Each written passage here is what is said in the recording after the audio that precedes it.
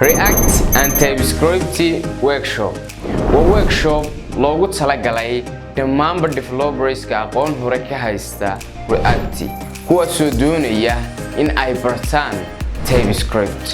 TypeScript waa superset JavaScript taasi oo leh additional features sida type checks iyo interfaces kuwaasoo ka caawinaya developerka inuu arko dhammaanba errorska iyo khaladaadka ku jira website-kiisa ama code-ka uu qorayo. Ardayda ka qayb qaadanaysa workshop-kan casharrada ay dhiganayaan waxaa ka mid ah basics-ka ay leedahay TypeScript iyo sida la isugu xiri karo ama loo turjumi karo code-ka TypeScript looguna bedeli karo React project.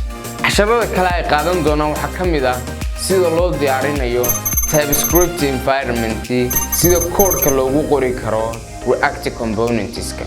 Inta uu socdo workshop-kan waxaad heli doontaan exercises iyo projects. Fadlan wixii faahfaahin iyo macluumaad inta dheeri ah nagala soo xiriir lambarada iyo ciwaanada kaaga muuqda shaashada. Aad iyo aad baad ugu mahadsantahay daawashada muuqaalkan. Fadlan like saar, siina share.